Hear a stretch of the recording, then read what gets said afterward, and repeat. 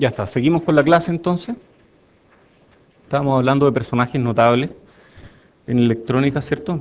Hablamos de Shockley y dejamos para hoy a Bob Noyce y a Gordon Moore.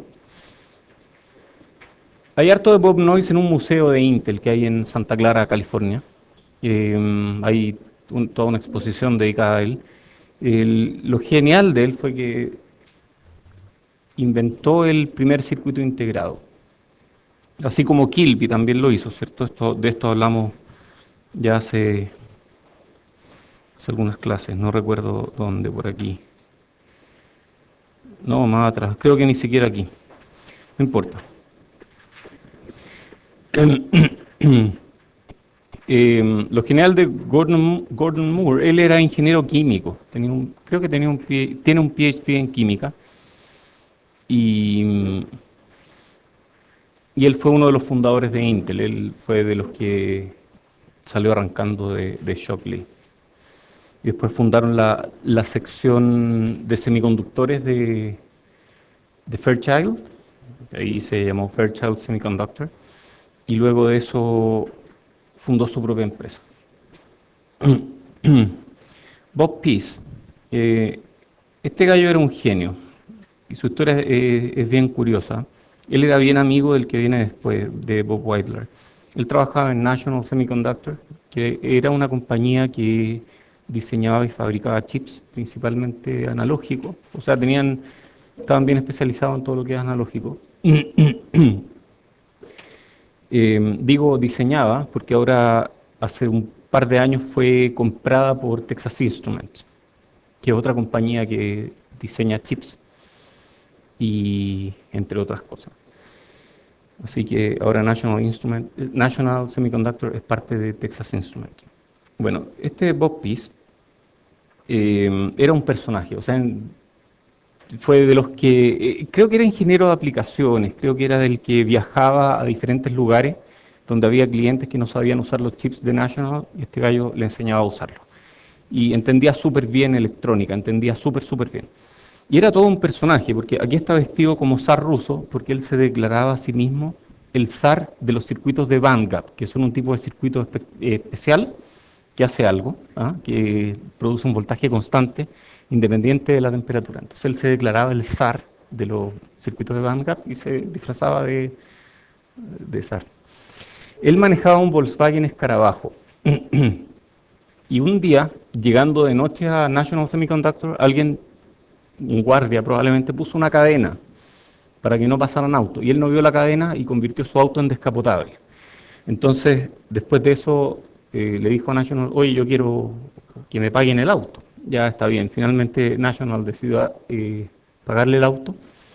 ¿Ya qué auto quieres? Un Volkswagen Escarabajo. Yo conocí a Bob Pease una vez que di una charla en Stanford, y el gallo nos contó que él no usaba Spice. O más bien sí, él usaba... Ustedes saben que hay LT Spice, H Spice, P Spice, hay un montón de tipos de Spice. Él usaba Peace Spice. Bueno, ¿qué es el Peace Spice? No lo conozco. Esto, y mostraba un cautín. Él usaba un cautín como Spice. Él no simulaba, él hacía los circuitos. Él hacía todo soldando. Él soldaba los circuitos. Él ganó en un concurso una vez la oficina más desordenada del área de la Bahía de San Francisco. Aquí está un ejemplo de su oficina. Pero la gente que lo conocía dice que este gallo era increíble, porque llegaban a la oficina a pedirle un papel y él decía: aquí está. Acá, listo, aquí está. Perfecto, lo usaba, lo devolvía. Este gallo, después, cuando se lo devolvían, levantaba y lo ponía entre medio. Y luego se iban acumulando más papeles, y después volvían a pedirle el mismo papel, y el gallo, del mismo turro de papeles, aquí está. O sea, es un desorden, pero en realidad el gallo sabía dónde estaban las cosas. Entonces, yo prefiero ese tipo de desorden que algo donde uno guarda cosas debajo de la alfombra, por ejemplo, y está todo desordenado debajo de la alfombra. Aparentemente está ordenado, pero, bueno, él era ordenado, pero aparentaba desorden. ¿Qué más? Era bien mediático Bob Pease, era súper mediático, y además escribía libros de cómo conducir bien. Yo de hecho lo vi con su escarabajo en una feria de las pulgas de electrónica que hay en Silicon Valley, que se hace entre marzo y octubre, el segundo sábado de cada mes, en en un college. Y yo iba allá, junto con todos los demás nerds del área. Eh, yo diría que de alguna forma eso hereda el espíritu de Silicon Valley y es muy cerca de donde comenzó, por ejemplo, Apple, con con estas reuniones de computadores, no recuerdo el nombre, pero era como una especie de foro donde se reunía gente y hablaban de los computadores que hacían en sus casas. Ahí estaba Wozniak. Bueno, es algo parecido a eso, pero una feria de las pulgas abierta, donde hay de todo lo que tenga que ver con electrónica. Y ahí uno se encuentra con profesores de Stanford que van a comprar cosas raras y uno los ve y les dice, oye, ¿qué llevas en tu carro? Porque la gente va con su carrito igual como va a la feria. ¿Ah? No sé, por eso lo estoy comprando. O sea, llevo esta cosa que no sé lo que es, quiero abrirlo y ver qué es. Yo compré varias de las cosas que tengo en mi oficina en esa Feria de las Pulgas, libros y un montón de cosas. Y un día estaba Bob Pease en esta Feria de las Pulgas y yo no perdí la oportunidad de sacarme la foto. Lamentablemente yo pesaba como 100 kilos en ese tiempo, entonces prefiero no mostrar la foto. Pero ahí salgo yo con Bob Pease. Y al lado de su escarabajo, un escarabajo del año La Pera. Y él estaba vendiendo su libro. Y curiosamente, uno de los libros que tenía era Cómo conducir bien. El gallo y cómo no chocar. Ese era más o menos el título del libro. Cómo no chocar. Y un día, amigo de Bob Pease, Jim Williams, en 2011 murió. Y Bob Pease fue al funeral. Y de vuelta al funeral chocó y se murió. El mundo perdió a dos grandes del diseño analógico, a Jim Williams y a Bob Pease en una semana. Fue terrible, fue más o menos el mismo día que yo obtuve mi doctorado, o una semana después de que obtuve el doctorado, algo así. Fue terrible, fue una casualidad. Creen que se quedó dormido porque él era muy prudente al conducir. Entonces, aquí está diciendo, mi lenguaje de programación favorito es la soldadura, o el soldador. Bueno, ese fue Bob Pease. Esa fue su historia. Yo tengo un par de libros donde él editó algunos artículos y él tenía una columna en una revista que se llama EDN, Electronic Design Network, y esa columna se llamaba Oye, ¿qué es todo esto de no sé qué cosa? Anyhow. Un título típico donde le cambiaba una pura palabra y explicaba esa pura palabra y daba un poco de background y hablaba de cualquier cosa.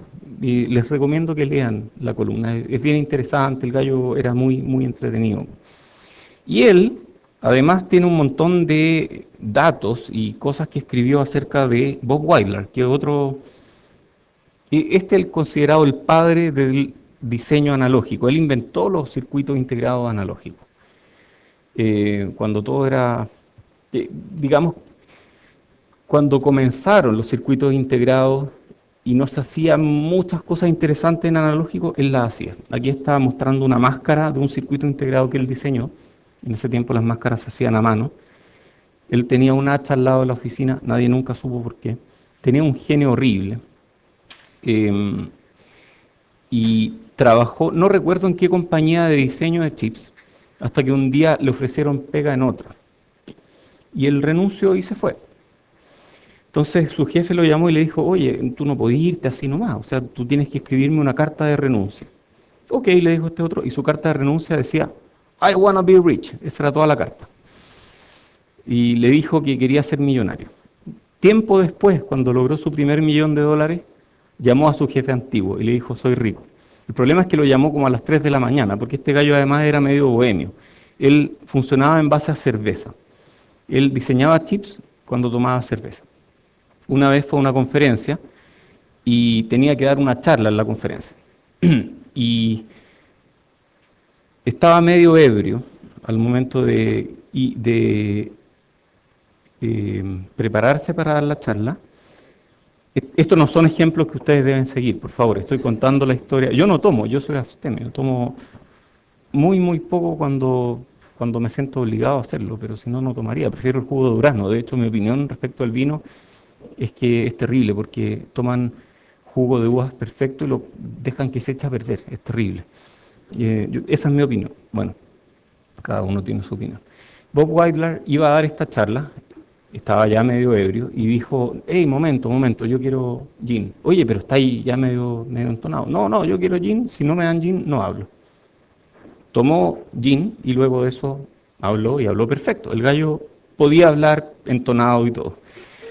Tenía un humor negro súper especial. Le molestaban mucho, por ejemplo, los ruidos fuertes cuando él estaba trabajando. Entonces inventó un sistema que hacía que cuando algo sonaba fuerte, un parlante sonara más fuerte. Entonces, si alguien empezaba a hablar fuerte en la oficina, un parlante hacía un ruido más fuerte y todos tenían que quedarse callados. También inventó el término de whitelarizar un componente. Whitelar por whitelarizar un componente. ¿Qué era whitelarizar un componente? Digamos que él estaba diseñando un circuito, lo estaba probando y de repente había una falla y no lograba entender la falla. Y después de mucho buscar, se encontraba con que este componente era el que estaba malo. Y él decía, bueno, no había forma de verlo porque los componentes se ven todos iguales, pero este estaba malo. Entonces lo que él hacía era para evitar que ese componente echara a perder otro circuito, él lo ponía encima de un yunque y parsimoniosamente agarraba un martillo y empezaba a golpearlo hasta que se convertía en polvo. Eso era whitelarizar un componente. Así que cuando yo diga esto fue whitelarizado, ya saben a qué me refiero. ¿Qué más con Bob Weidler? Este gallo, insisto, tenía un humor muy especial. Un día, trabajando él en National Semiconductor, National decidió despedir a todos los jardineros porque estaban con problemas presupuestarios. Entonces, y a él le molestaba el pasto largo. Entonces un día cuentan la historia, y en esto entrevistaron a Bob Pease y le preguntaron si era verdad, que él había llevado una cabra, un animal cabra, a cortar el pasto de National. Y Bob Pease dijo, no, ¿cómo se le ocurre? Eso sería absurdo, él no llevó una cabra, llevó una oveja. Y lo sé porque tengo fotos, muestran las fotos de la oveja. Efectivamente, este gallo llegó en su Mercedes descapotable, con una oveja en el asiento del copiloto. Cuando puso la oveja ahí, llegaron periodistas, sacaron fotos y National se vio obligado a recontratar a todos los jardineros. Luego de eso, él tomó la oveja, la puso en su Mercedes descapotable, la llevó a un bar y la intercambió por cerveza. Eso cuenta la leyenda. Yo no sé si es verdad, pero está en la web, por favor, pueden leerlo. Insisto, este gallo era todo un personaje, era una leyenda viviente. Él, por ejemplo, todo lo que él decía era cierto en circuito. Nadie podía refutarlo porque era demasiado inteligente. Y un día comenzó a haber una discusión de si era posible diseñar reguladores de potencia, que es un tipo de circuito, en un integrado. Si era posible integrar un regulador de potencia en un chip. Y había discusiones, algunos decían sí se puede, otros decían no se puede, y él zanjó la discusión escribiendo una carta en una revista importante diciendo no es posible hacerlo porque, y escribió muchas razones, todas las razones totalmente plausibles, que imposible, los gradientes térmicos harían imposible que esta cuestión regulara de manera estable y que manejar carga, un montón de razones. 2 meses después, él anuncia el primer circuito integrado regulador de potencia. No, sí, tenía un humor negro pero terrible, el gallo era terrible. Bueno, después de que se volvió rico, siguió siendo consultor para National, aunque él se declaraba a sí mismo no un consultor, sino un contratista, porque él decía que a los consultores les pagaban por presentarse, mientras que a él le pagaban por hacer la pega, y él hacía la pega. Entonces se compró una casita en Puerto Vallarta, México, y manejaba de un lado a otro. Le ponían problemas cuando volvía a entrar a Estados Unidos porque le decían, oiga, ¿y usted qué hace? Bueno, yo soy desempleado. Entonces le decían, ¿pero cómo desempleado? Sí, yo no hago nada, soy consultor. Y entonces, para evitarse esos problemas, él creó una tarjeta mula que decía que él era no sé qué cosa. Y él andaba con su tarjeta mula que decía que hacía algo de pega, aunque en realidad era contratista para National.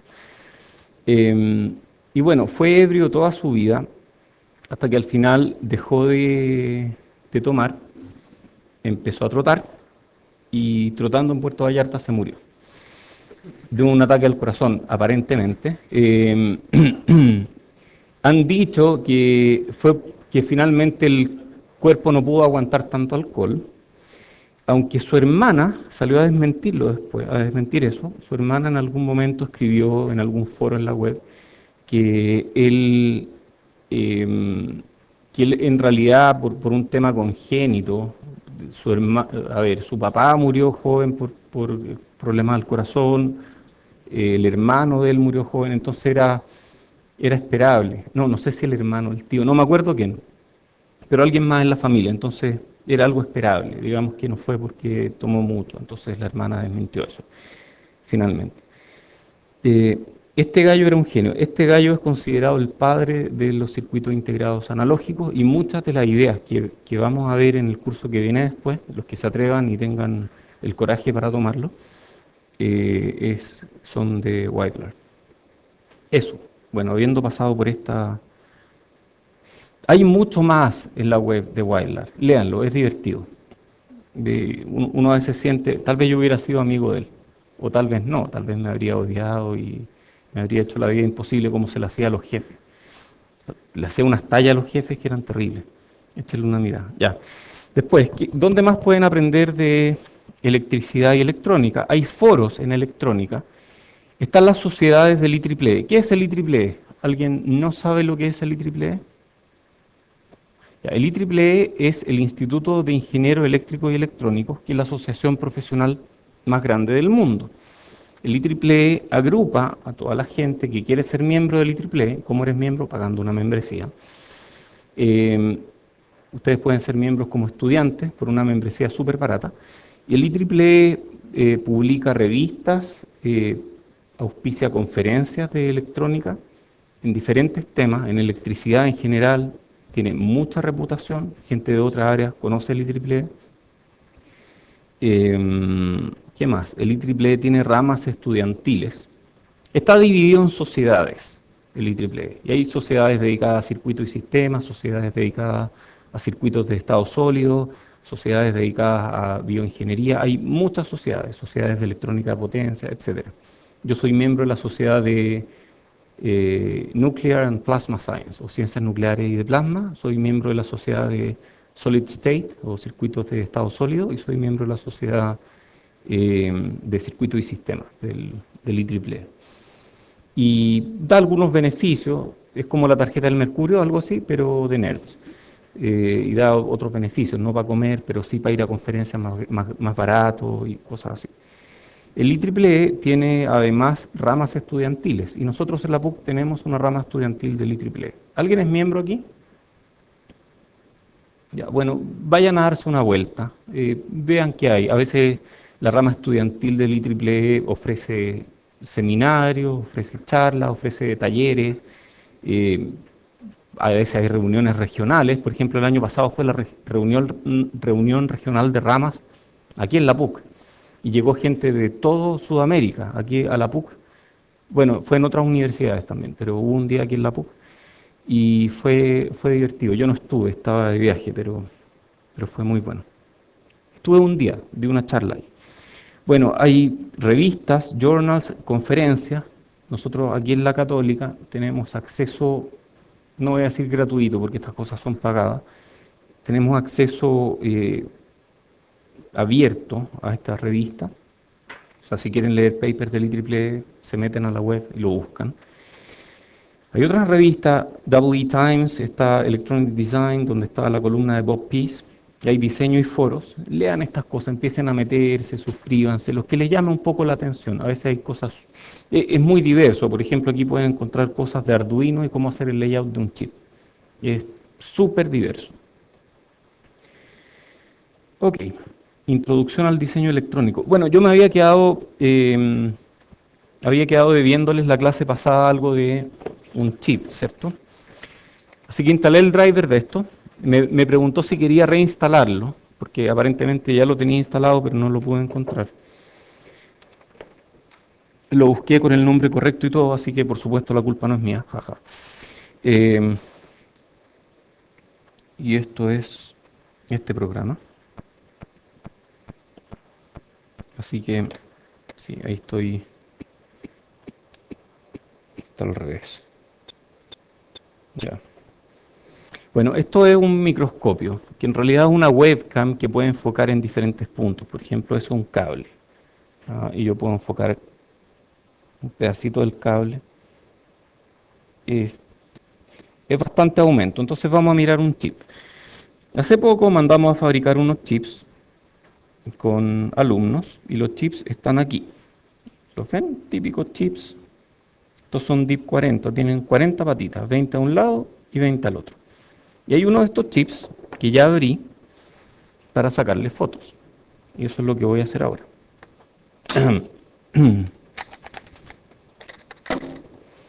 Voy a hacerlo con harto cuidado. Me descargo la estática porque estos circuitos van a aprender después, son sensibles a la estática. Entonces aquí está el chip y voy a sacarle la tapa. Esta es una tapa, esto que está aquí. Y se lo voy a sacar. Los chips generalmente no tienen tapa, vienen en un encapsulado cerrado, pero estos vienen en tapa porque son prototipos. Entonces esta tapa se la voy a sacar.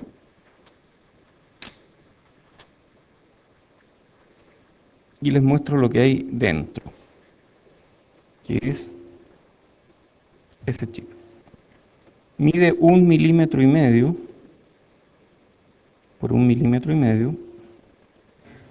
Se ve re poco en realidad. O sea, imagínense lo chico que es, para que así se vea poco. Y tiene muchos transistores.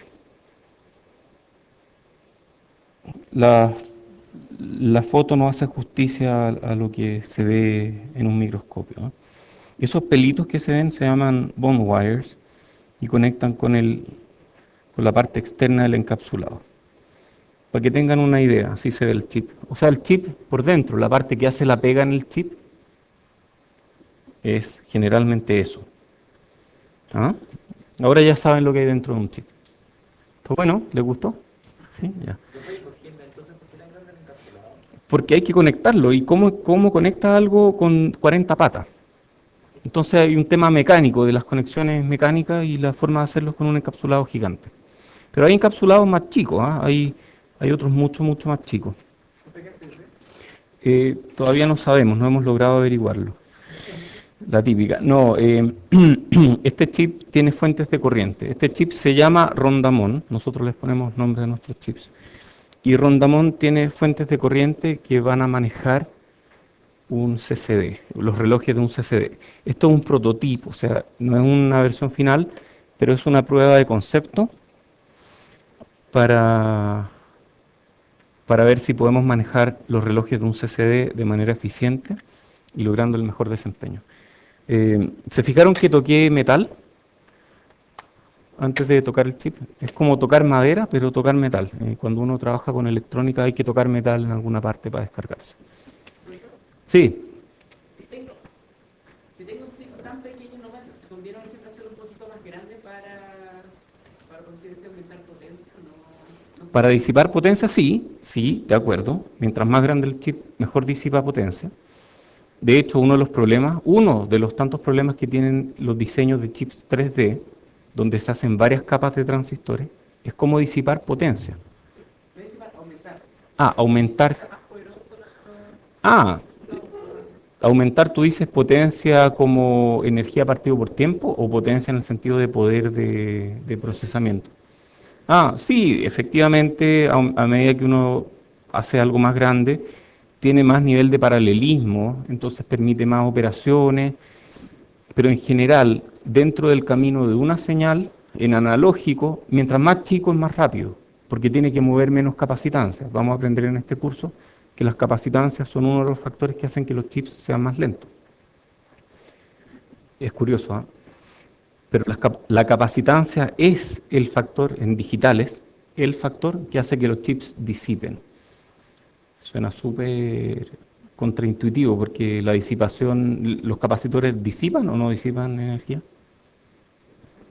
No disipan energía, ¿cierto? Las resistencias disipan. Sin embargo, en digitales, la potencia que disipa un chip tiene que ver con la capacitancia. Y la capacitancia es súper obvio después de que uno ve la fórmula. Y la capacitancia tiene que ver con el tamaño. O sea, mientras más grande el chip, más capacitancia. Entonces disipan más potencia. En analógico, al revés. Mientras más capacitancia, menos ruido, lo cual también es medio paradójico porque la capacitancia, un capacitor no tiene ruido, a diferencia de las resistencias que sí tienen ruido, por un tema de termodinámica, los capacitores en sí no tienen ruido. Sin embargo, los capacitores limitan el ruido. Eso se aprende y se entiende súper bien en otro curso. Es un tema que tengo bastante fresco además porque estamos junto con unos alumnos enunciando y tratando de mostrar un teorema circuital que queremos publicar, por supuesto, que tiene que ver con ruido en circuito. Ya, entonces vamos a introducción a diseño electrónico. ¿Y esto de aquí qué es? Este es el plano, el layout de un chip. Ojo, este es el plano del chip. El encapsulado es mucho más grande. El encapsulado tiene una cavidad y esta cavidad tiene conectores y van estos wire bonds a estos conectores.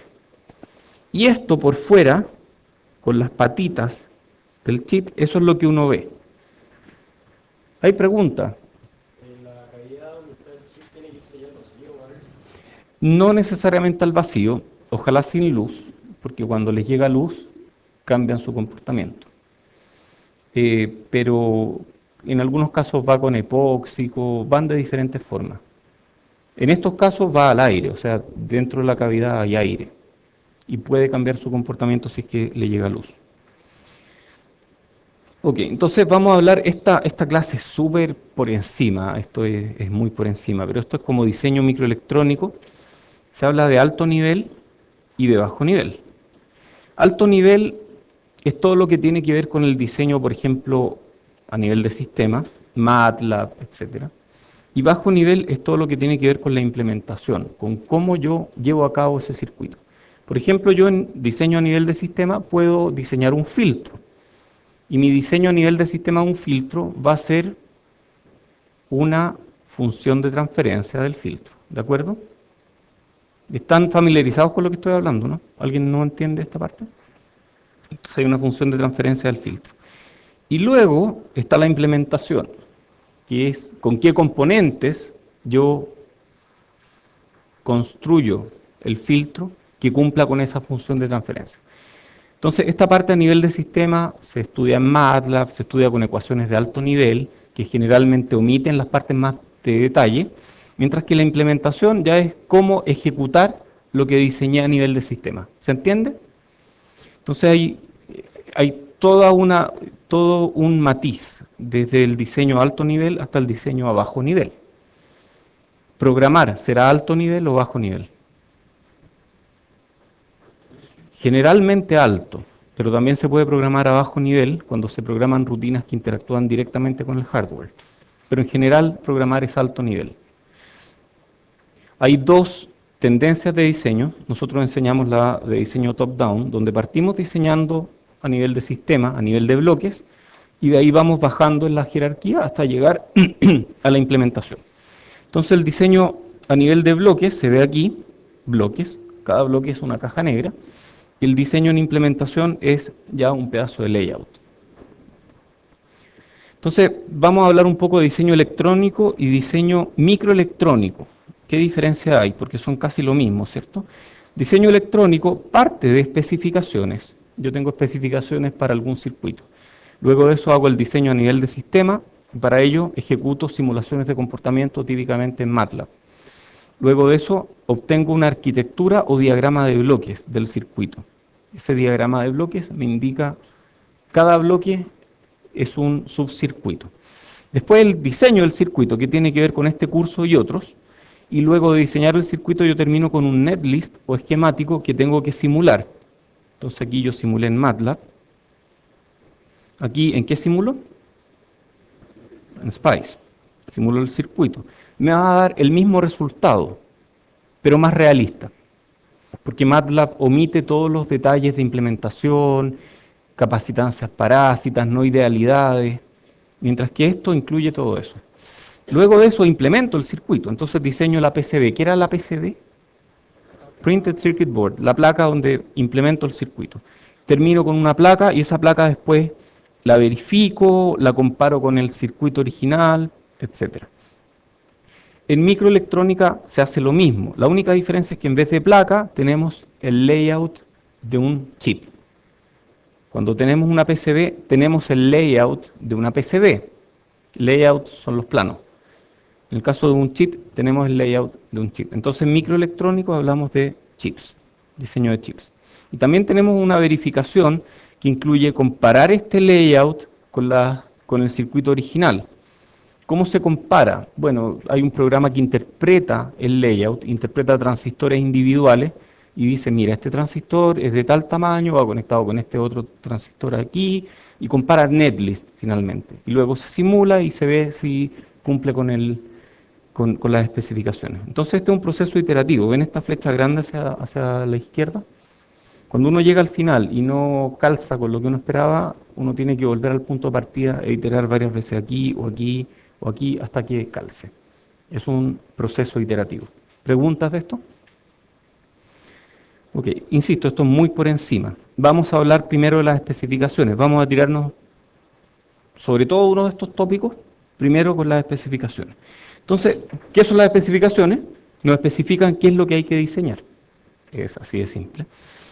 Tenemos especificaciones para las señales dentro de un circuito y tenemos especificaciones para bloques circuitales. Hay un montón de estas especificaciones. La verdad es que no vale la pena verlas todas aquí. Solo me interesa que ustedes sepan que existen y estén conscientes de que hay especificaciones para las señales en AC, en DC. ¿Qué son las AC? ¿Las qué? Eso es AC, ¿cierto? ¿Y DC? Eso. Y la combinación de ambas es AC más DC, ¿cierto? Entonces, ¿cuál es el valor medio de una señal AC? Cero, ok. Amplitud, media, peak, peak to peak, vamos a hablar de esto después, frecuencia, fase, jitter, un montón de detalles. Y hay bloques circuitales que también tienen especificaciones, por ejemplo, amplificadores que tienen ganancia de voltaje, corriente,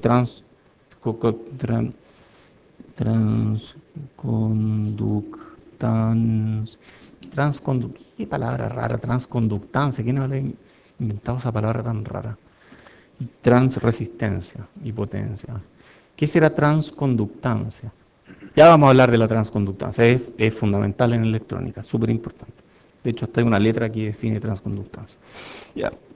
Atenuación, ancho de banda, banda de paso, banda de rechazo, esto es para los filtros, banda de transición, frecuencias de corte, márgenes de estabilidad, impedancia de entrada y salida. Destaqué algunas que son especialmente importantes, pero en general todas son importantes.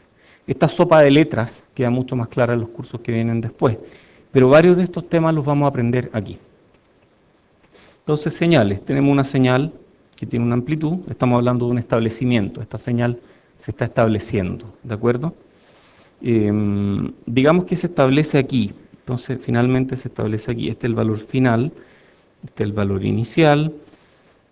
Podemos hablar del tiempo de subida, que está definido generalmente como el tiempo que demora la señal de ir desde el 10% hasta el 90% de su valor final.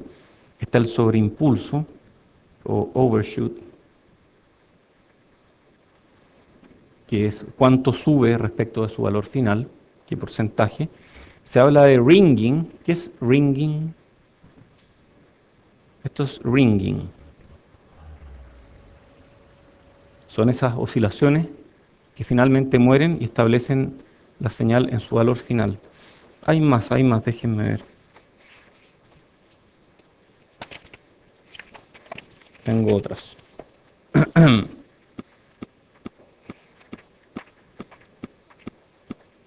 Tengo otras, no sé dónde, aquí está.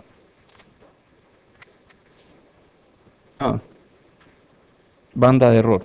Esto de aquí es la banda de error. Digamos que la señal puede variar dentro de una cierta banda de error en su establecimiento y yo considero tolerable, por ejemplo, cuando cae dentro de la banda de error. Entonces podemos hablar del tiempo de establecimiento finalmente, como el tiempo entre este punto y cuando finalmente llega dentro de la banda de error y no vuelve a salir. Aquí entró en la banda de error, pero salió, entró y no volvió a salir. Entonces mi tiempo de establecimiento está aquí. Ese es mi tiempo de establecimiento, porque ya llegué dentro de la banda de error en un tiempo de... Banda de error yo defino, por ejemplo, mira, mi banda de error es un 1%. Entonces, cuando la señal llega con un error del 1% de su valor final, digo que ya está establecida. Y puedo decir que, por ejemplo, variaciones del 1% no afectan la señal. Hay señales que van a tener precisión mayor, que requieren bandas de error más pequeñas. No vamos a hablar mucho de esto, este no es tan importante. Especificaciones en frecuencia, esto es típico de filtros, pero también es típico de amplificadores. Entonces tenemos especificaciones de ganancia o atenuación. Ganancia cuando hablamos de ganancias mayores que 1 y atenuación cuando hablamos de ganancias menores que 1. Ojo, esto es algo que siempre resulta en un problema en este curso. Y es que una ganancia negativa significa que la señal sale invertida. Por ejemplo, yo puedo tener una señal y multiplicarla por -2 y me va a quedar así. ¿De acuerdo? Pero igual hay ganancia, o sea, ganancias negativas no significan atenuación, distinto si voy a decibeles, en decibeles ganancia negativa de atenuación, pero no en decibeles, sino que en proporciones, cuando una ganancia es negativa, no es atenuación, sino que es que invierte la fase. Ese menos significa está invirtiendo la fase. Cuando la entrada sube, la salida baja. Pero igual es más grande en amplitud, ¿cierto? Amplitud. Entonces, especificaciones en frecuencia, ganancia o atenuación. Atenuación tiene que ver con que la salida es más pequeña. Ancho de banda. A ver, miremos este bode. Todos están acostumbrados a mirar bode, ¿o no? Un bode es un gráfico que me entrega magnitud y fase, aquí no está gráfica la fase, en función de la frecuencia. La magnitud está en escala logarítmica, o mostrada en decibeles, mientras que, ya vamos a hablar un poco más de detalle de eso, mientras que la frecuencia está en escala logarítmica. También. Entonces, el ancho de banda tiene que ver, esta es una definición arbitraria, pero es la que vamos a usar en este curso, tiene que ver con la frecuencia a la cual la magnitud cae en 3 decibeles, o 1 partido por raíz de 2, que no es exactamente 3 decibeles, pero son parecidos, respecto del valor máximo. Entonces, cuando este está en 0 decibeles, ese es el valor máximo, y cuando cae a -3 decibeles, -1, -2, -3, por ahí, ese sería el ancho de banda. Ese ancho de banda le llamamos BW por bandwidth. Banda de paso es toda la frecuencia que me dejan pasar señal. Hasta aquí, hasta el ancho de banda. Banda de rechazo son todas las frecuencias que me atenúan la señal. Y banda de transición es lo que hay entre medio. Digamos que yo considero atenuación cualquier cosa bajo 20 decibeles. De aquí para allá está la banda de rechazo y entre medio está la banda de transición.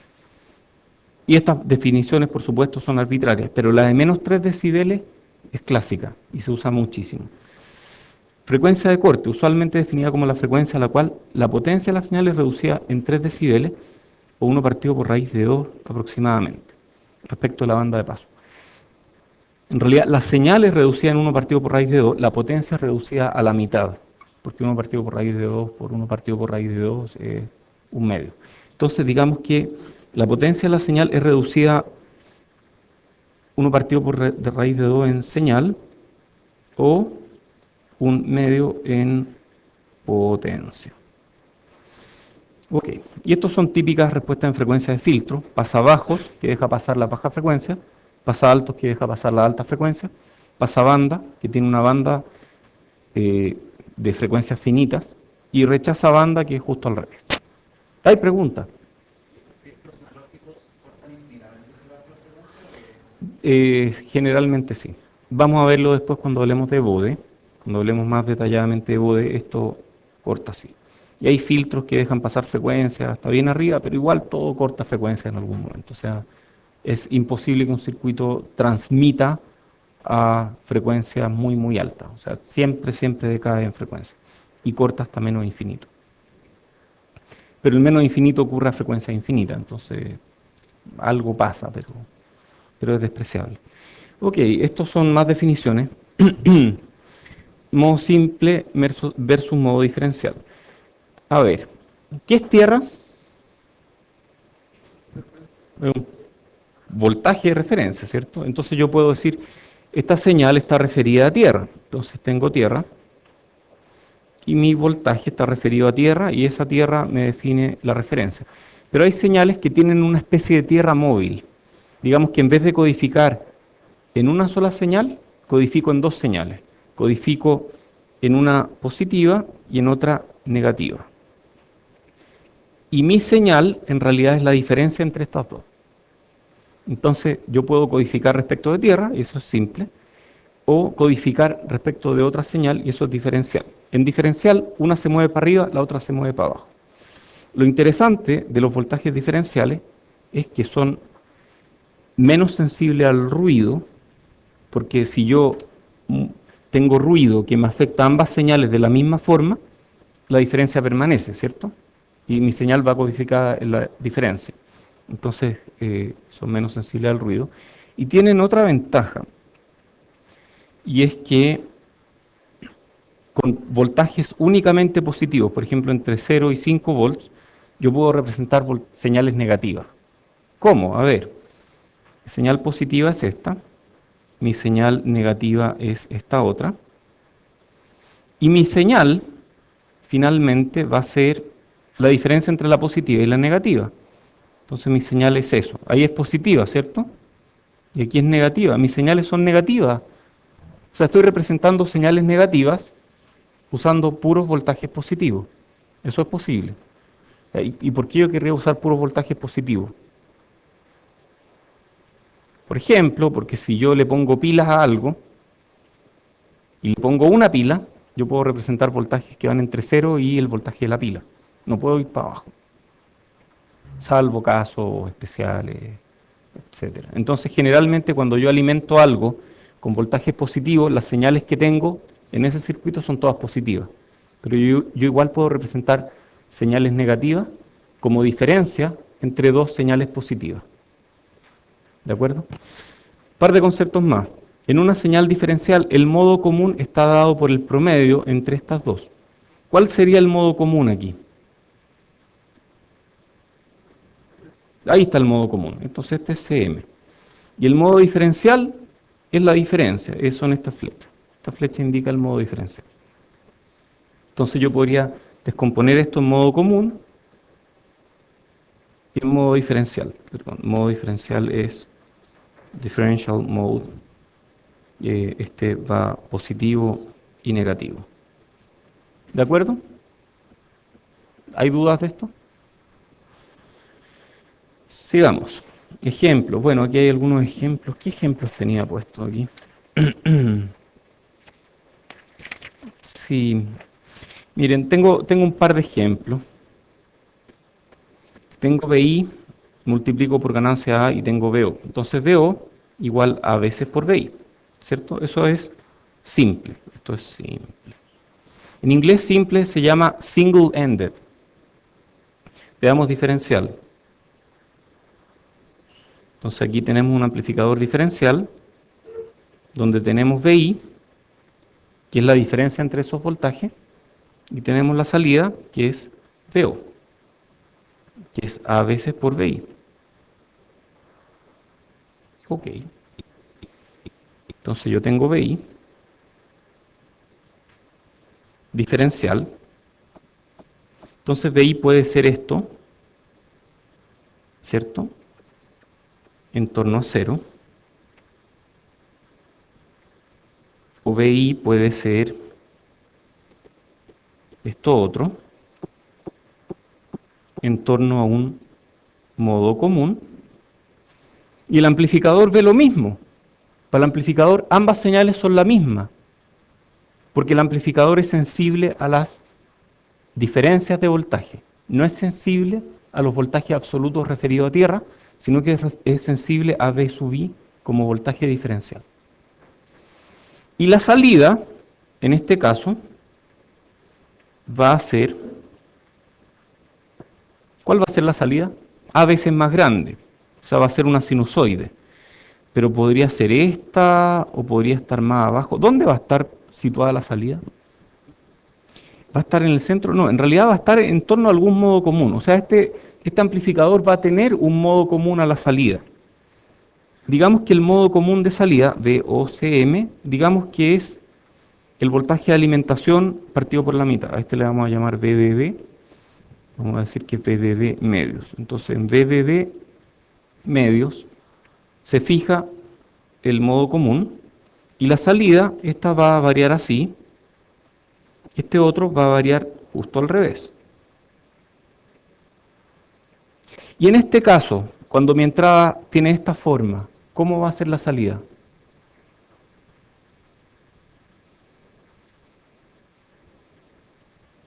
¿Mm?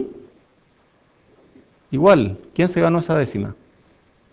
Bien, de ahí me escribe un correo y me dice, profesor, tengo una décima, o puede decirme, Ángel, tengo una décima para el final del semestre. Esas décimas solo valen si es que pasas el curso. Así que trata de pasar el curso para que te suban el promedio. Ya, bueno, ¿cómo es tu nombre? Vas a ver. Matías, muy bien, Matías.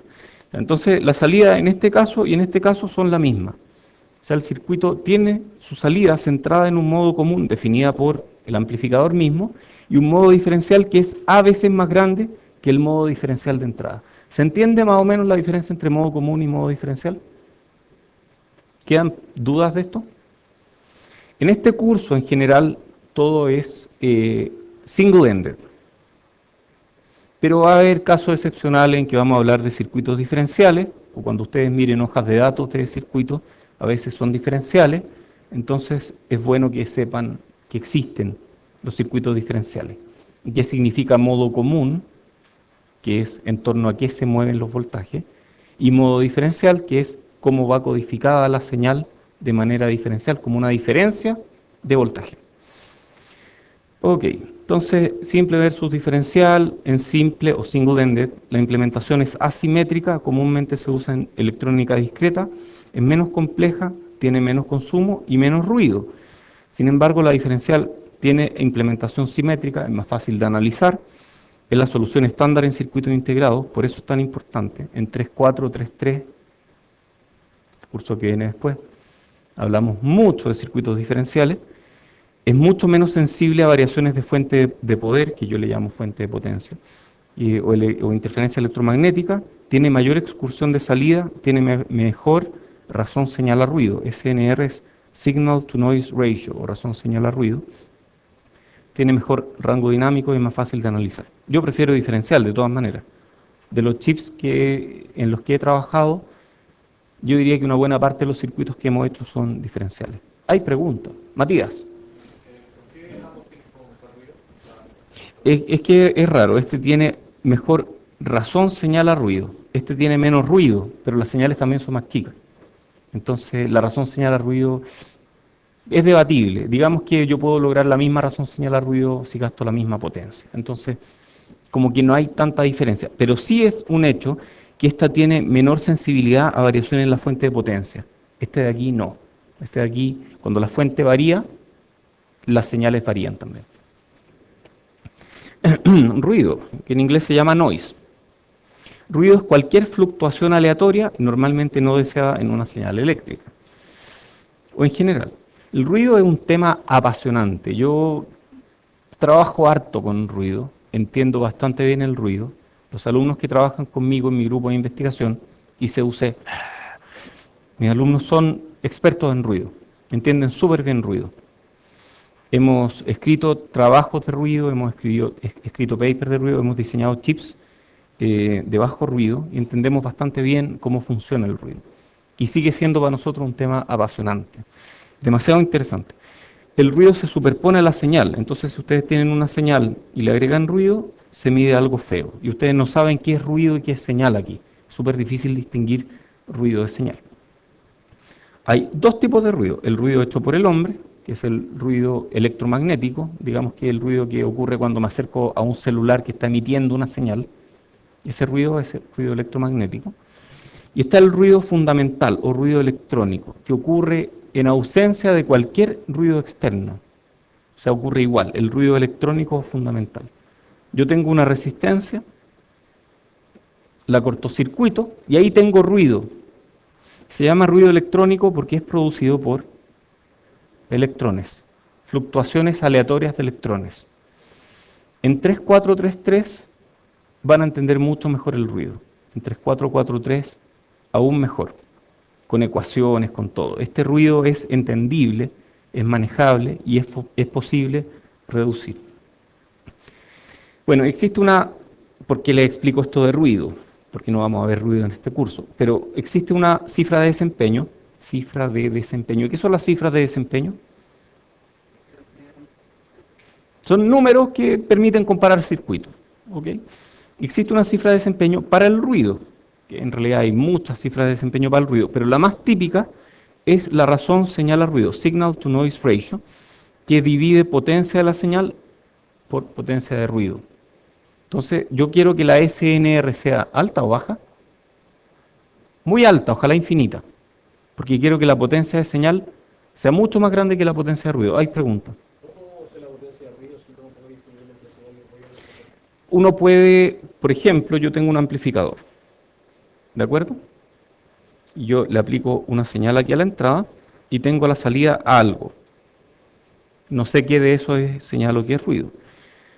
Yo cortocircuito a tierra este amplificador y tengo otra cosa. Eso es ruido. Entonces yo así puedo conocer estadísticas de ruido. Y esta potencia la puedo medir. Entonces la mido aquí. Luego yo sé que este amplificador tiene ganancia A. Yo le aplico una entrada, yo sé cuánto debiera ser la salida. Por lo tanto, yo puedo calcular la potencia de la señal. Entonces puedo saber ambas y se pueden dividir. La SNR generalmente se expresa en decibeles y la fórmula es 10 por logaritmo en base 10 de la razón entre potencia de señal y potencia de ruido. ¿Todos conocían esta fórmula? ¿Alguien no conocía esta fórmula? Ok. Esta es la fórmula para decibeles. La fórmula para decibeles tiene dos versiones, una que lleva un 10 aquí y una que lleva un 20 aquí. Después vamos a hablar de decibeles, pero la que lleva 10 divide potencias, la que lleva 20 divide voltajes. ¿Ok? Ah, pero un momento, los voltajes al cuadrado se parecen a las potencias. Ah, de ahí tal vez sale este número, ¿no? Sí, por ahí va. Después lo vamos a hablar con más detalle. El ruido electrónico, tal vez esto es lo último que hablemos de ruido en este curso, presenta una densidad espectral de potencia que se llama PSD, o sea, tiene una concentración en función de la frecuencia.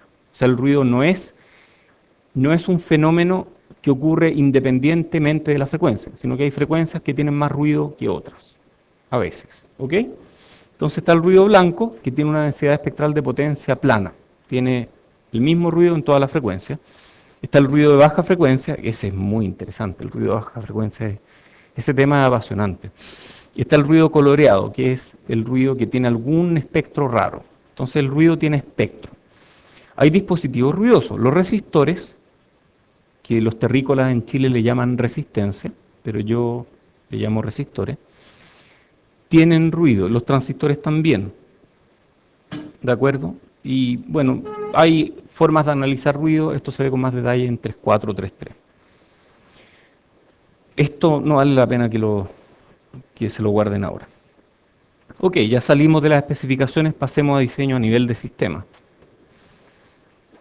Se estudian las especificaciones y se converge una arquitectura de circuito capaz de cumplirlas. Entonces el objetivo a nivel de sistema es dividir el circuito en bloques, dividir y conquistar, y enfrentarse a cada bloque, y cada bloque tiene especificaciones. Ah, perfecto. Entonces en este diseño top-down yo diseño las especificaciones globales, divido en bloques, cada bloque tiene su especificación, y después para cada bloque yo voy a diseñar el circuito. De eso se trata esta cuestión. Diseño a nivel de sistema es validado mediante análisis a mano y simulaciones por MATLAB típicamente. Yo uso Scilab porque es gratis. Yo no tengo plata para MATLAB, pero uso Scilab. Es común iterar. Principales bloques. Transductores. ¿Qué será un transductor? ¿Alguien había escuchado hablar de transductor? ¿Ah? Termina en OR, transductor, como transistor, resistor, capacitor, inductor. Todos los componentes terminan en OR, qué buena. Y electrón, no, ese no es componente, así que no termina en OR.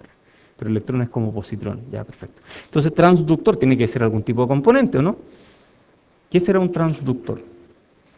Transductores son componentes que convierten entre dos tipos de energía distinta. Por ejemplo, un parlante es un transductor porque toma energía eléctrica y la convierte en energía mecánica, en ondas de presión. ¿Y un micrófono? También. ¿Y un LED? También. Y así, hay muchos tipos de transductores. Existen transductores de presión, de fuerza, de un montón de variables. Resistores, capacitores, inductores, transformadores, cristales, etc. Entonces estos son bloques circuitales. Amplificadores, que es el bloque fundamental en electrónica analógica. Existen muchos tipos, después los vamos a ver. Comparadores. Un comparador, en este curso vamos a hablar de comparadores. En 3.4 o 4.3 aprenderemos a diseñar comparadores. Un comparador es un circuito que me indica si la diferencia de voltaje en la entrada es positiva o es negativa. O sea, un comparador es una especie de circuito que me indica el signo de la entrada. ¿De acuerdo? Sample and hold, conversores de datos. Esto es materia de 3.4.4.3. Filtros, PLLs, DLL. En algún momento hablaremos de eso, 3.4.5.3. Reguladores de tensión, 3.4.3.3. Aunque algo de eso vemos aquí. Osciladores 3.4.5.3, pero también 24.13. Mezcladores 3.4.5.3, conectores switch, etc. Hay muchos tipos de componentes electrónicos. ¿Se ha metido alguna vez a la página de DigiKey?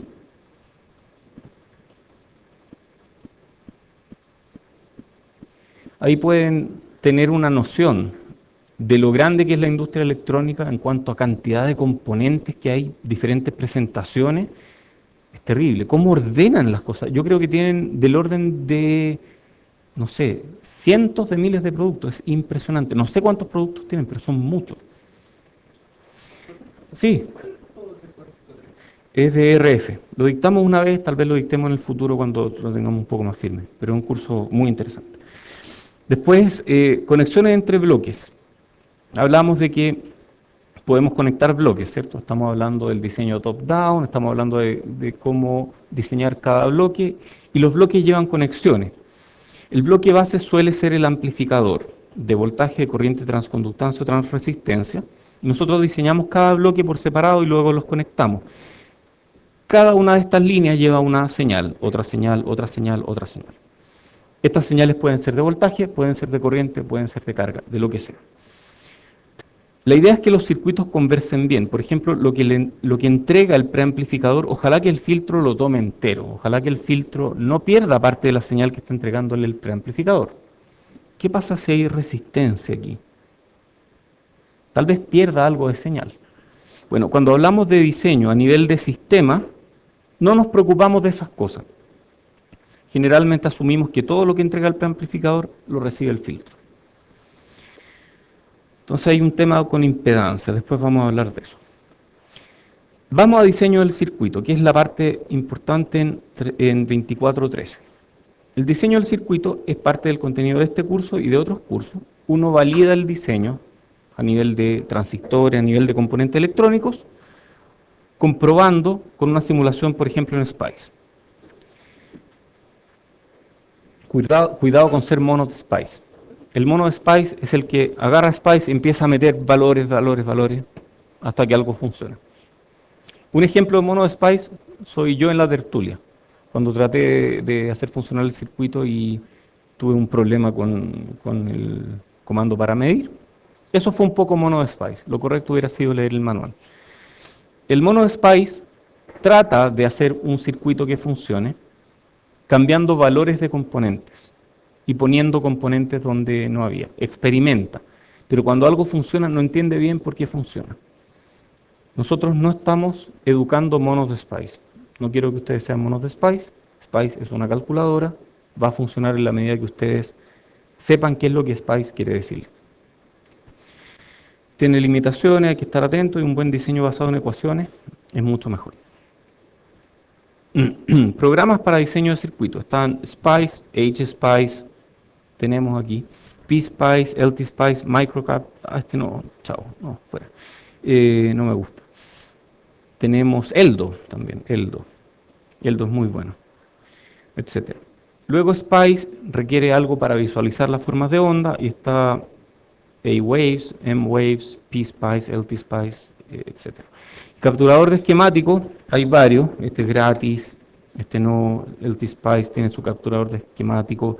Yo uso Xcircuit, para todas las figuras de este curso, yo uso Xcircuit, que es un programa súper bueno. A los que les gusta usar LaTeX, Xcircuit les deja figuras vectoriales y es súper bueno. Yo tengo unas bibliotecas que fueron desarrolladas por alumnos de este curso de semestres anteriores y que se ven bonitas, se ven realmente bonitas. O sea, yo miro los dibujos y digo, chuta, esto realmente se ve muy bien. Bueno, luego viene implementación del circuito y eso es diseñar un chip o diseñar una PCB. ¿De acuerdo? Y hay diferencias del software, por ejemplo, para hacer el layout usamos Magic, que es un programa gratis, o Cadabra, Virtuoso, LEdit, Electric VLSI. Hay varios programas para hacer el layout. Está SDL, que es uno de los programas que facilita hacer el layout. Esto lo van a conocer si es que hacen su chip en 3423. ¿Quiénes quieren hacer un chip? Vamos a ver cuántos quedan después de este curso, pero no, sí, es bien interesante. Y formato de salida para tapeout GDS2. Este es el archivo que se envía. Tapeout, ¿qué será tapeout? Oye, si hay algo que yo digo que ustedes no conocen, pregunten. Si yo digo tapeout y nadie sabe lo que es tapeout. ¿Alguien sabe lo que es tapeout? Nadie sabe. Entonces deténganme, digan, oye, no sé lo que es tapeout. Tapeout es el proceso de enviar a fabricar un chip. ¿Por qué se llama tapeout? Porque originalmente se mandaba en cintas y cinta en inglés se llama tape. Actualmente se mandan en FTP o en HTML, se manda un archivo GDS2 que incluye toda la información del chip, pero todavía le llamamos tapeout. Estos son nuestros propios ejemplos de layout. Estos son layouts que han sido diseñados ya sea en cursos de nosotros o en investigaciones. Y de hecho, este fue el primer chip de investigación diseñado en Chile, enteramente en Chile. Este fue el chip de mi doctorado, esta es la foto. Este se llama Oatmeal, una idea de ingeniería chiquitita, otra más, qué lindo. Este se llama Globtat, aquí está Globtat, etc. Y CUC. ¿Cómo se verifica el layout? A ver, porque yo hago el layout y antes de fabricar yo necesito verificar que lo que yo diseñé es lo que yo quería diseñar. Entonces se hacen varios tests. Uno es de DRC, Design Rule Check. Esto de aquí lo van a aprender en 3423, los que se atrevan a tomarlo. Lo toman como 4 o 5 alumnos al año, pero es un curso espectacular. Casi no hay clases, es puro trabajo. Trabajo. Fue un déjà vu de algo que pasó en política. Ya, perdón. El 10, layout versus esquemático. Es el paso previo a la extracción del circuito. Entonces, o sea, el paso previo a esto es la extracción. Yo miro el layout, más bien un programa mira el layout y dice, mira, aquí hay un transistor, aquí hay otro transistor y están conectados de esta forma. Esto es mentira, porque este circuito es CMOS y este es un transistor que no está en tecnología CMOS, pero no importa. Y aquí hay un capacitor que está conectado de esta forma. Entonces el circuito, el programa que hace extracción, interpreta este layout. Y luego el VS lo que hace es comparar el circuito extraído del layout con el circuito que yo quise diseñar. Y si se parecen, si son idénticos, si tienen el mismo número de nodos, el mismo número de componentes y el mismo tipo de conexiones, entonces estoy frente al circuito correcto. Luego lo simulo y si simula bien, lo mando a fabricar, hago el tape out. Si es que algo de eso falla, no puedo hacer el tape out. Hay un montón de reglas, etc. Este es el PCB o circuito impreso, que provee conectividad eléctrica y sostiene mecánicamente el circuito. Se hace sobre un sustrato aislante que puede ser Pertinax o puede ser FR4. Estos son los nombres con los que más se conocen. Pertinax es este que es como cafecito, mientras que el FR4 es medio transparente, es como una fibra de vidrio. Se llama FR4 porque es la fórmula Fire Retardant número 4. No sabemos qué pasó con la 1 o la 2. No, esta es la 2. Esta de aquí es la 2. Entonces son fórmulas y se utilizan esas mismas fórmulas en todas partes. Hay circuitos cerámicos que tienen menos pérdidas de RF, etcétera. Pero estos tienen capas de metal. O sea, si ustedes miran un circuito impreso de lado, tiene muchas capas de metal. Puede tener hasta 12 capas. Y tiene vías que conectan entre capas de metal. Y el chip se hace igual. También tiene capas de metal, también tiene vías entre capas. Está la máscara antisoldante o máscara de soldadura, que es esta especie de película verde que deja expuesto solamente las partes que yo puedo soldar. Las partes que no se pueden soldar quedan cubiertas. Entonces eso facilita que la soldadura se agarre donde corresponde. Porque esta máscara antisoldante repele la soldadura. Está el silk screen o serigrafía, que es toda la parte blanca, donde se escriben cosas, se hacen dibujitos, se hace el logo, versión tanto, todo eso está en serigrafía. Y hay programas para diseñar PCBs. Está Altium Designer, está Allegro Circad, yo usaba Circad, ahora uso Eagle. En la PUC tenemos licencias de Altium. Hay más, está KiCad, que algunos le llaman KiCad, y hay otros más. ¿Alguien ha hecho alguna vez una PCB? Ah, buen número. Muy bien. Hay componentes discretos, pasivos, resistores, capacitores, inductores y otros. Hay componentes integrados, muchas opciones. Hay componentes que son de montaje superficial o through-hole. ¿Cuál es la diferencia? Los through-hole atraviesan la placa. Si yo miro una placa de lado, tiene hoyitos. Y los through-hole es un componente así, que tiene patitas que atraviesan la placa y se sueldan por el lado contrario. Eso es through-hole. Mientras que los SMD van soldados en la superficie. ¿De acuerdo? Antes se hacía todo en through-hole, actualmente estamos haciendo cosas en SMD. Ustedes se sorprenderían de ver las cosas tan chicas que estamos usando en SMD. Chicas, pero chicas, son enanas. Y cuesta tomarlas porque hay que usar pinzas, porque apenas se ven. Estamos soldando todo eso.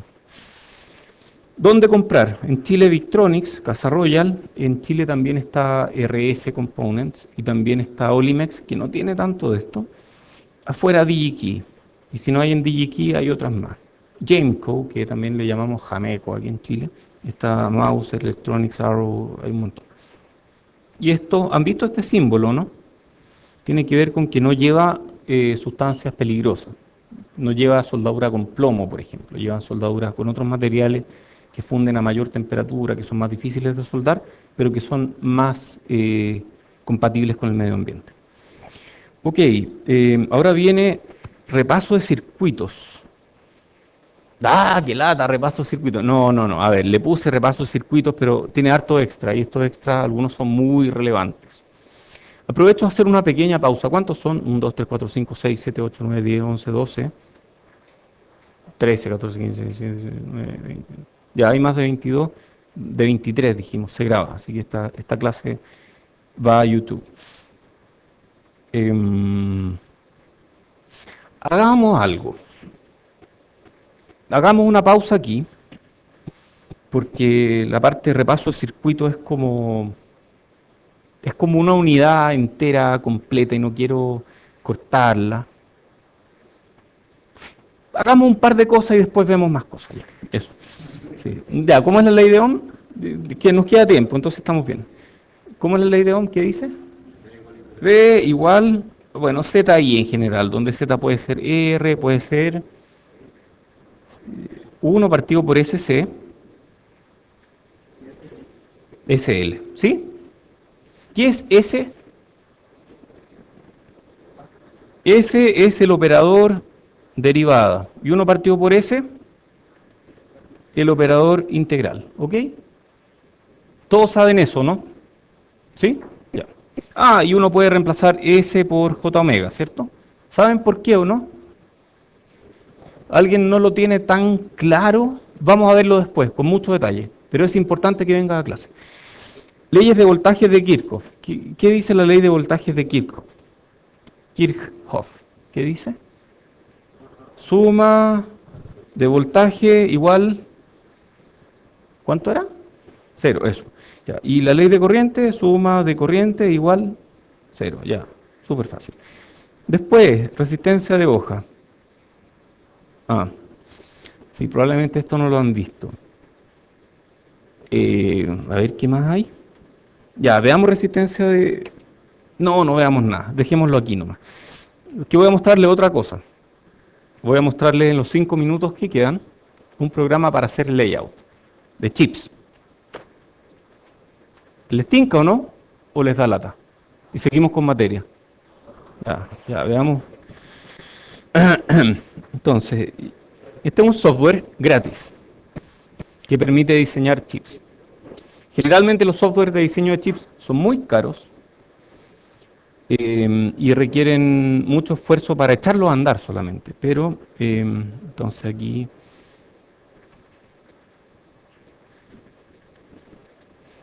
Ya, aquí tengo algunos chips que hemos mandado a fabricar. Rodney. ¿Cuál era Rodney? Ah, ya me acuerdo. Ese no lo hice yo. Déjenme ver, vamos a abrir. Vamos a abrir Fruit Loop. Ya. Entonces vamos a correr Magic. Hay pregunta. Como algo que optimice la organización y distribución de elementos de micro. Sí, señor. Hay herramientas de floor planning que te permiten poner dentro de un layout diferentes bloques. Existen herramientas de ruteo automático que te permiten rutear automáticamente dos circuitos y hacer todas las conexiones. Pero en general esos programas funcionan mucho mejor para circuitos digitales, no tanto para circuitos analógicos.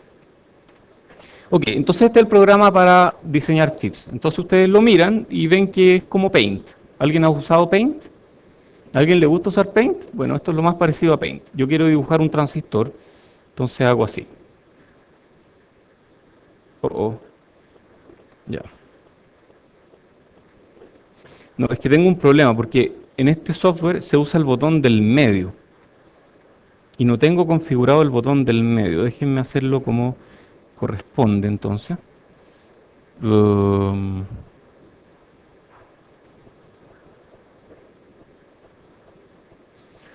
entonces, Ultranav, ¿dónde está el botón del medio?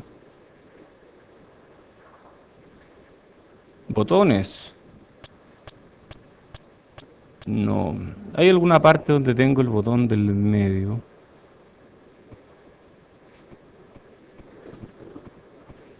¿Será aquí? Pero es que esto es para hacer scrolling, pero no... Tiene que ser aquí. Neither. Creo que es esto. Ahí está. Perfecto. Entonces, yo ahora estoy dibujando un transistor. Listo, ahí dibujé un transistor. Entonces, un transistor, van a aprender después, lleva una difusión y lleva una compuerta y tiene contactos. Entonces, aquí voy a hacerle el contacto correcto, que es este. El contacto correcto aquí, que es este otro. Contacto correcto acá, que es de poli. ¿Dónde está poli? Aquí está. Y ahí ya tengo un transistor. Ya. Voy a cargar un layout de algo que mandamos a fabricar alguna vez. De Fruit Loop, ese. Hagamos Fruit Loop. No, mejor, denme un segundo. Mejor carguemos un layout de Fruit Loop. Este. Fruit Loop. Este es un chip que mandamos a fabricar. Mide 1,5 milímetros por 1,5 milímetros. Si se fijan alrededor, todo esto que está alrededor, se llama pad frame o marco de pads. Estos son pads. Recuerden que estos pads son los que van conectados por estos pelitos al encapsulado. O sea, esta cuestión es realmente chica. Mide 1,5 milímetros por 1,5 milímetros. Es realmente chica. Como así más o menos. Súper, súper chica, ¿cierto?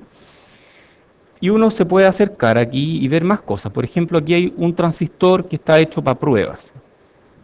Ese transistor está puesto ahí para probarlo.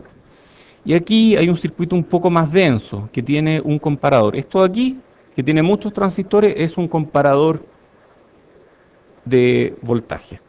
Y uno puede agarrar una señal y puede decir hasta dónde va, por ejemplo, esta para dónde va.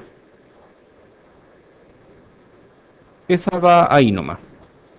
Y esta de aquí llega hasta ahí nomás. Y esta de aquí va a toda esa zona. Aquí hay una resistencia. Esto de aquí es una resistencia dentro del chip. Uno puede dibujar resistencia. Esto de aquí, cada uno de estos es un comparador. Esto de aquí es basura. Esto de aquí, ¿qué será? Esto de aquí son muchos inversores lógicos. Esto de aquí es un oscilador de anillo. Yo enchufo esto y empieza a oscilar como loco. Esto de aquí es un generador de dos fases no traslapadas. No es que yo al mirar esto pueda identificar lo que es, pero como participé del tape out, sé lo que hay aquí. Esto es un generador de dos fases no traslapadas, un circuito digital. Los circuitos digitales se ven súper ordenaditos, así como esto. Los circuitos analógicos se ven así.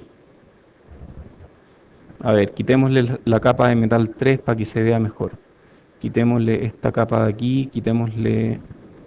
¿qué otra capa hay ahí? No sé qué hay aquí encima, pero... Si no, no sé bien qué está molestando aquí, pero hay más capas que están molestando. Pero bueno, esto es un circuito analógico, esto es un transistor, esto es otro transistor, así se ve un circuito analógico. Y esto fue diseñado a mano, así, transistor por transistor. Y cumple una función, y funcionó bien, de hecho, funcionó súper bien. Así que eso, les puedo mostrar el layout de este chip y de varios otros chips que hemos hecho. Estamos pasados de la hora, dejémoslo hasta aquí.